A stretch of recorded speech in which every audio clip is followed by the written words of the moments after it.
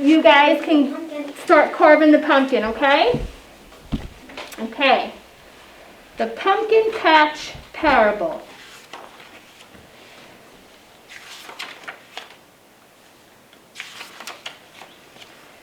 See that big red barn and those rolling green fields? That's where the farmer lives, way out in the country.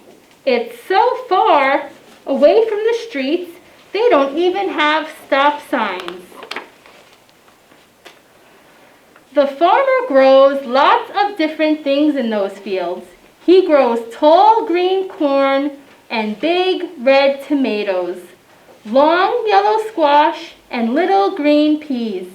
People eat that stuff for dinner. Can't see the picture because I don't have my glasses. The best vegetables the farmer grows are pumpkins. They start out as flat oval seeds, almost as big as raisins.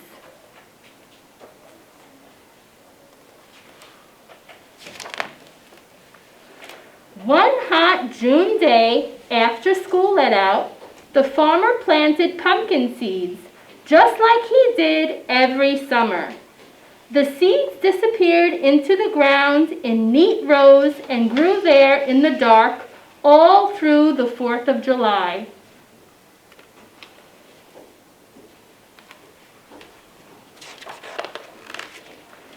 Early one morning, a tiny green shoot quietly poked its way out of the soil. Soon, a long green vine stretched across the ground.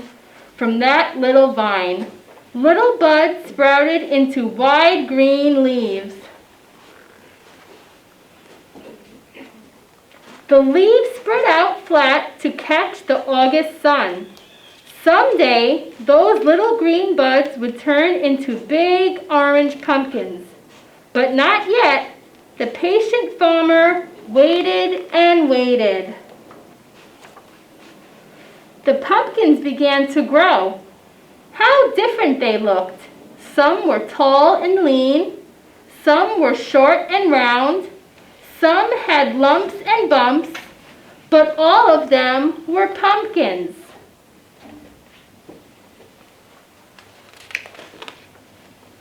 October came at last. The sky was bright blue and the air was cooler. Every night it got dark earlier than it did the night before. It was time for the farmer to harvest his pumpkin crop. The farmer's many workers brought lots of ripe pumpkins in from the fields.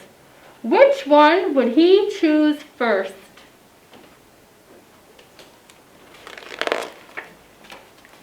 The farmer picked up one large pumpkin, being very careful not to let it slip through his hands. Pumpkins are tough on the outside, but break into smithereens if you drop them. He washed off all the dirt, holding on tight. Next came the messy part. Pumpkins are full of dozens of seeds and lots of slimy pulp. The farmer had a special plan for his chosen pumpkin, so the seeds and the slime had to go.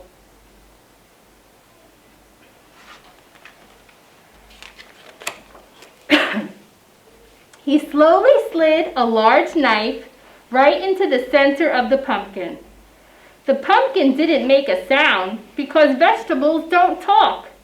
If they did talk, the pumpkin might have said ouch. Gently, the farmer cut a round hole in the top of the pumpkin and pulled on the stem. Squishy, stringy pulp waited for him inside. Yuck! The farmer pulled out all that slimy pulp and wrapped it up in an old newspaper. Off to the compost pile it went, never to be seen again. Then something really exciting happened. The pumpkin got a new face.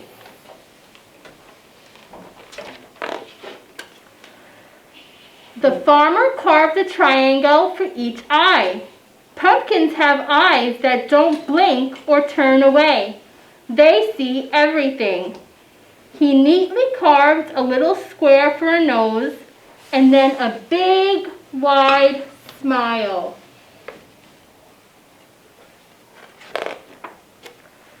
What happened next was wonderful. The farmer put a small white candle down inside the pumpkin and touched the wick with the flame. How that pumpkin glowed! As the sky grew darker, the pumpkin on the porch was shining brighter than ever. When people saw the smiling pumpkin, they smiled back. All the neighbors knew that once again the farmer had turned a simple pumpkin into a simply glorious sight. In the same way, God the Father offers His children the chance to be made new, full of joy and full of light, shining like stars in a dark world. The end.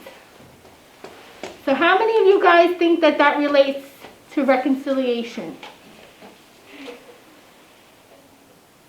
Anybody? What's that kind of relation? Do you think it relates? No, I have a question. You have a question, okay. Alright, yellow flowers grow before the pumpkins. Yes, they're squash And flowers. they forgot to say that the yellow flowers grow. We'll have to let the author know about that. Maybe she can revise the edition.